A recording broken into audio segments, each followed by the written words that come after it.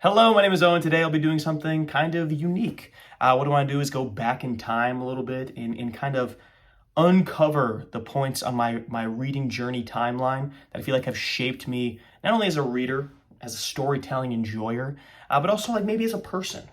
Books and series that have shaped me in one way or another. I've been thinking a lot about like the genres and types of books that I like to read, and that got me thinking about like, well, how did I get like really having into fantasy, and why do I really like classics now?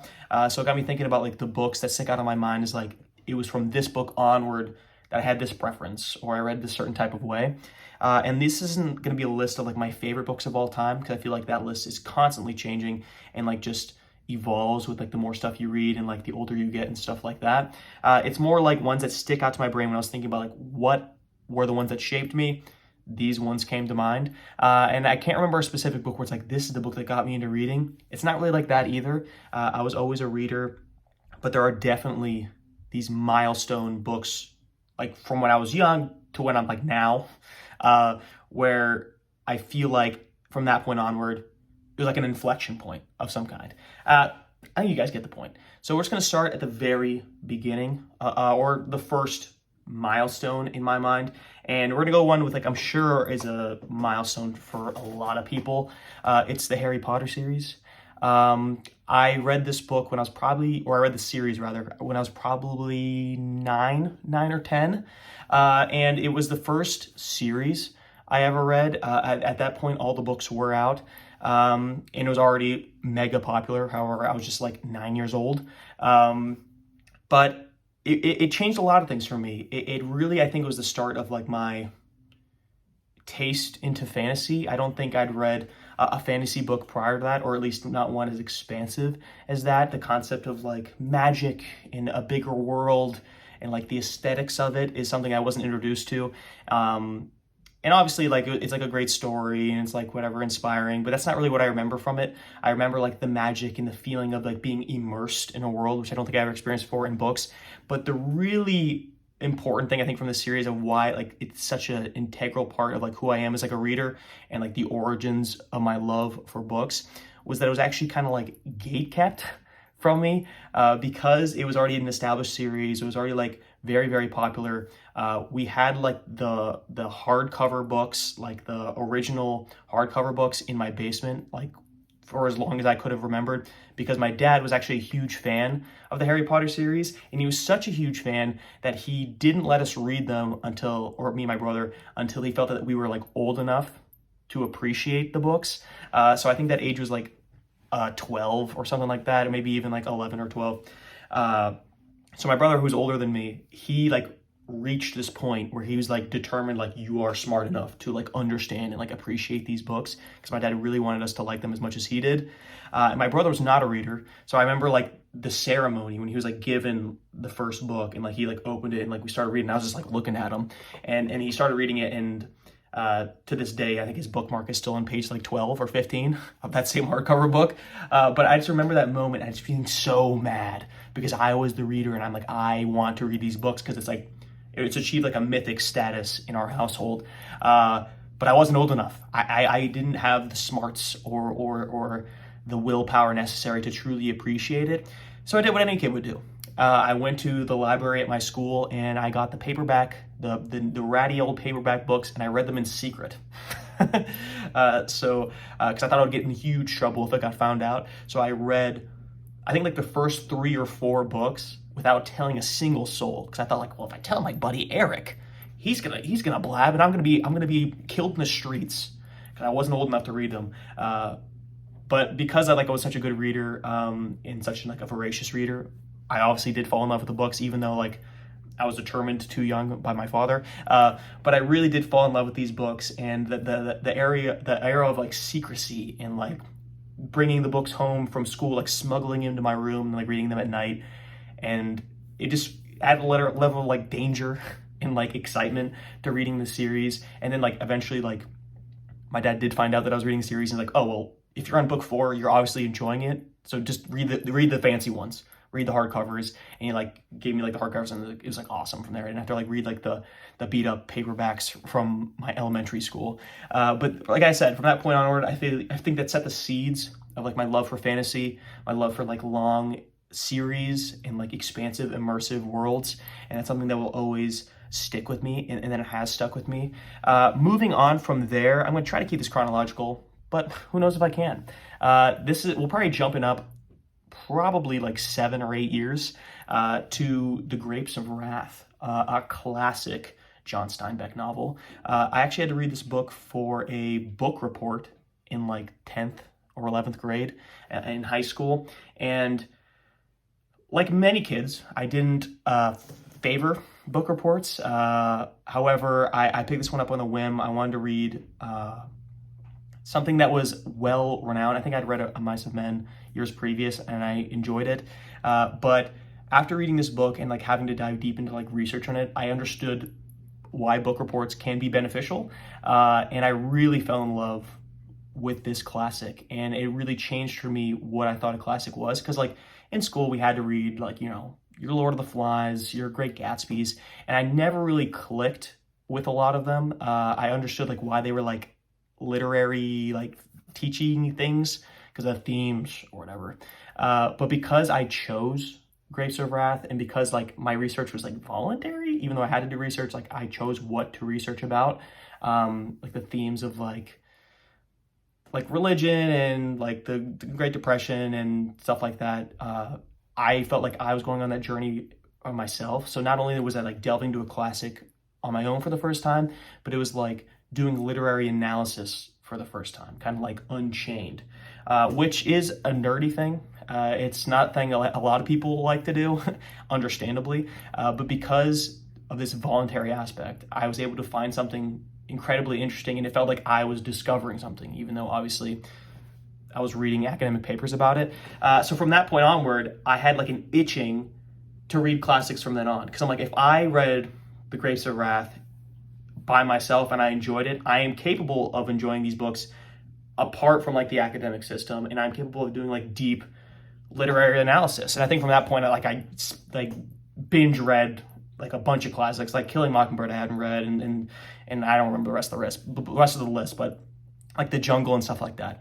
I would just like, I kept reading classics and kept finding classics that I enjoyed. And from that point onward, I always like to be reading a classic, and I like to insert classics into my reading space. That's definitely one on my list. The next one on my list is probably, keeping it chronological, The Stand by Stephen King. I've talked about it a lot on the channel. The Stand by Stephen King is my favorite book of all time. I love the book so much, and even though Stephen King is like one of the most famous authors ever, probably the most famous modern author of all time. I mean, of all time, the famous author of now. Most famous author of now, okay? Anyway, The Stand by Stephen King, fantastic book, about a pandemic, you know, so like, been there, done that, am I right? But I read this book probably 5 years ago for the first time, and I've never since encountered characters written so realistically. And even though, you know, Stephen King has his problem with his endings or whatever, they're kind of like out of nowhere, I just love that book, and I love its atmosphere. And at that point, I was well into fantasy. I'd read a lot of fantasy series, but because that one's set in like the real world, I realized that I could enjoy books that are set in the real world, and they could have like epic journeys in character growth in something that's a little bit more realistic. Now there is a little bit of like fantasy, like magic elements, just because it's like Stephen King's like weirdness. But I don't know, I think it changed the way that I thought about characters and how characters could be written, because I think every single one of those characters, when you're reading like a book like The Stand, they make a decision in a wild scenario, and I'm thinking either A, exactly what I would have done, or B, with how King has set up this character, their decisions, whether or not I agree with them, are perfectly in line with that. And just the amount of tension, I don't feel like it's a horror, scary book, but there is definitely the layer of anxiety, of tension, of like something lurking in the shadows, and just like the whole like Captain Tripp's like montage scene. Oh, so good, guys. If you haven't read The Stand, I read the uncut version. I prefer the uncut version. I just think it's really fantastic, and that book will always be extremely special to me. And that's a very long book. I think it's probably the longest book I had read at that point. So maybe it also added like, oh, my love for long books. But really, it's about characters and thinking about how characters can be done in a book, which I had never experienced before. And I haven't enjoyed a Stephen King book that much since. And I've read quite a few at this point, but I just think that that book is a masterpiece and it's fantastic. And I refuse to watch any media, any adaptations of that book, because I think the book is perfect and I love it. And a lot of people don't. Whatever, man. That's your prerogative. And I do think, thinking chronologically, I did skip one because Mistborn by Brandon Sanderson would definitely have been before I read The Stand.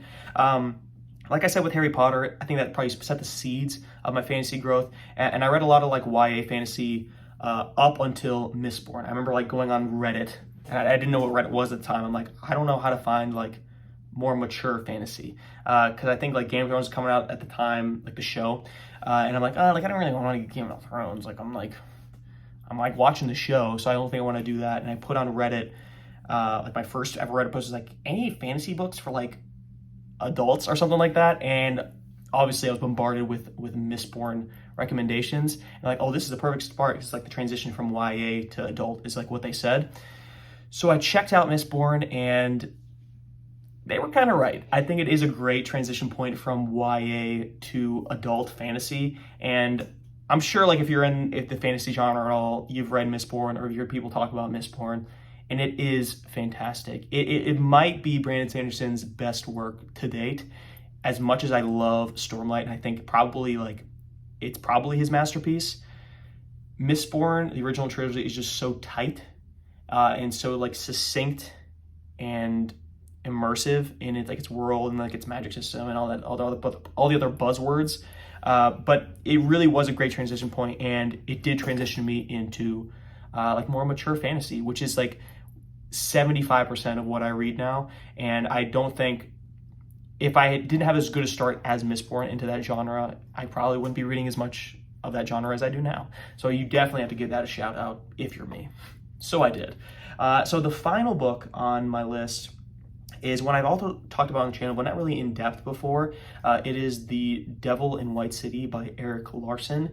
And this is a non-fiction book. I've reviewed 2, maybe 3 Erik Larson books on my channel, all as a result of reading Devil in White City, which is the first book of his that I read. And it's actually the first non-fiction book that I read completely for fun, completely on my own, and that I fell in love with. So it's about like the Chicago World's Fair, and it's about a serial killer, like 2 parallel stories happening at the same time, the same city, the same area of like influence, essentially. And it's 2 parallel stories. It's just a fantastic book. And I've said this before in the past, like the reason a lot of people don't have a good view of nonfiction, I feel like, is because they think it must be boring. It must be like reading a history book. And Larson just proves time and time again that good nonfiction will read like fiction, because real life is just as interesting as like the best stories we could cook up in our heads. And this book really changed the way that I thought about nonfiction and what I thought of good nonfiction was.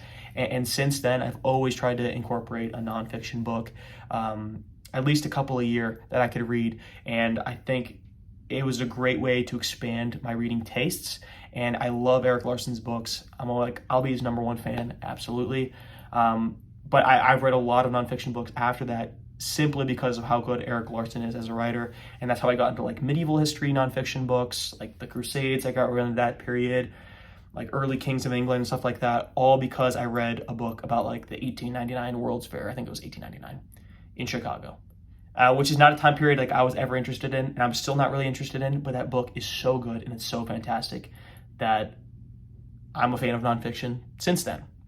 So this video is kind of all over the place. I didn't really have a succinct thesis or theme undercut, but those are some like milestones on my reading journey that came to mind. And I'm sure there was a bunch. There are a bunch of series that I fell in love with throughout the years, but I feel like now, as someone who loves fantasy, who's really prefers character over story in a lot of ways, and who loves a variety of genres, I think that could be succinctly summarized with those 5 series and books combined into one. And I wish more people would do delve-ins like this if they haven't already. And that's part of the reason why I want to make this video as well, because I think it's very interesting to know like where people came from on their reading journey and how they like developed as people and as readers. I think it's fascinating. Be sure to like and subscribe if you enjoyed this video, if you enjoyed this content, and follow along as I make more milestones. How about that? That's pretty deep. I could be reading a book right now that will change my life philosophy 20 years from now. I'll be like, oh, you remember back in 2023. You never know. History is being made every second, and that's what we really need to understand here. That's the real thesis. Thanks for sticking around.